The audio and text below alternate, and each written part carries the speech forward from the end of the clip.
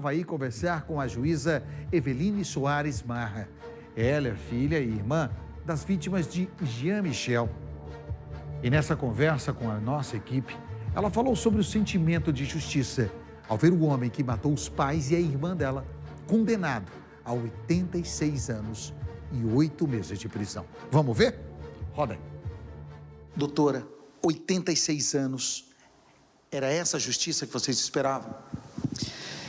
Eu digo que, num caso desse, ninguém sai ganhando, né? Porque, afinal de contas, a vida de 3 pessoas foram ceifadas.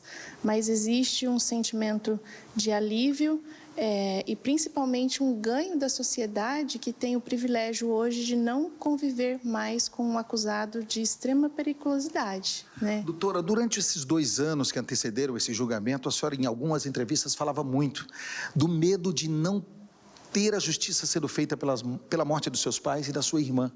Hoje, mesmo não tendo-os de volta, a senhora hoje tem o sentimento que muitas vezes a senhora vê as famílias pedirem a justiça, de que a justiça foi feita?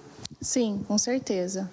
O sentimento não é de felicidade, mas é um sentimento de alívio, né?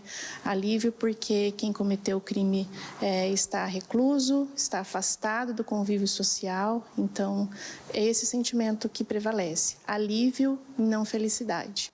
Nesses últimos 2 anos, muito se falou das motivações que levaram a esse crime, e a senhora batia muito firme em 2 questões: a possessividade, o ciúme excessivo, a violência praticada por ele, hoje condenado, e podemos dizer um assassino, mas também o interesse financeiro. Afinal, sendo um dos herdeiros, ele poderia herdar uma herança significativa junto com a senhora.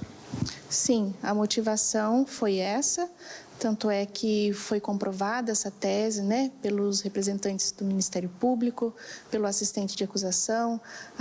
As provas eram muito vastas, né, então essa motivação ficou totalmente demonstrada. Doutora, eu não posso deixar de perguntar para a senhora como foi estar desse outro lado. Muitas vezes a senhora tem o poder na mão de dar uma decisão em casos muito similares, onde mulheres são vítimas de violência, onde famílias são vítimas de violência, mas dessa vez a senhora estava assistindo um homem que tirou a vida dos seus pais, em uma data tão importante que era o Dia dos Pais, a vida da sua irmã, e era a sua mãe que uma semana antes previu, falou o que poderia acontecer. Como é que é estar desse outro lado?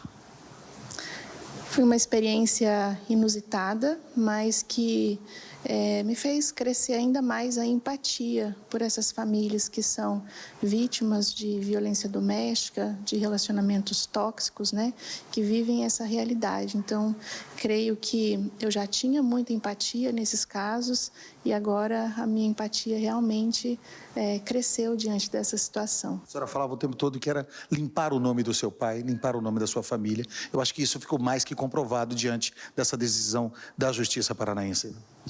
Com certeza, é uma estratégia muito comum da defesa, de qualquer defesa, né? Não só nesses casos, tentar denegrir o nome das vítimas ou das vítimas secundárias, que no caso somos eu, meu esposo, mas o que, graças a Deus, não prevaleceu, eu creio que a honra da minha família, ela foi lavada, ela foi limpa, assim, de uma forma sensacional, né? Isso nós podemos comprovar aí pelo entendimento dos jurados, que nesse caso são juízes naturais da causa.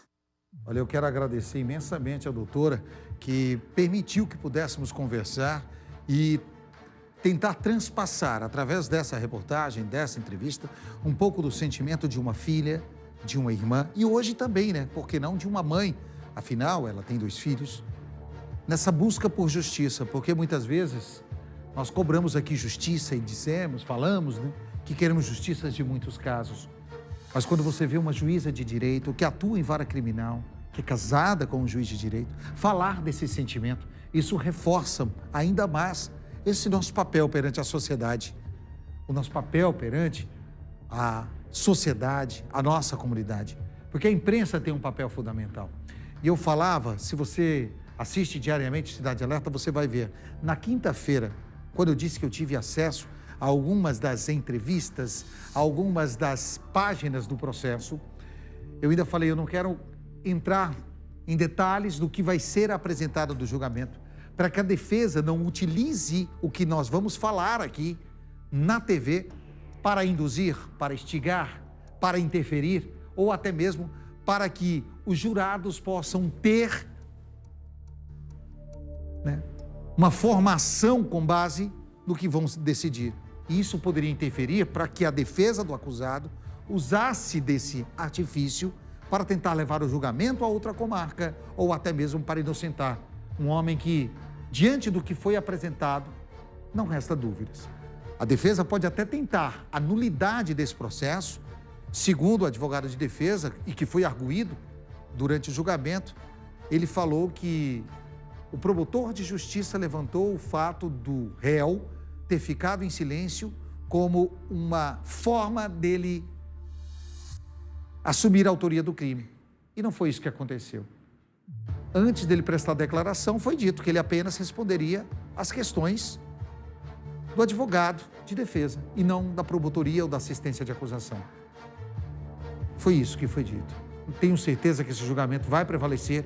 Os 86 anos de cadeia vão, né, fazer com que ele passe pelo menos 30 anos preso fazendo justiça. Poderíamos ter mais? Pena perpétua? Talvez uma discussão mais para frente. Mas que possamos refletir sobre essa condenação para que criminosos, como neste caso, em uma violência que poderia ter sido evitada, né, diante de tantos alertas que foram dados, infelizmente. A própria irmã falou isso. Vamos seguindo?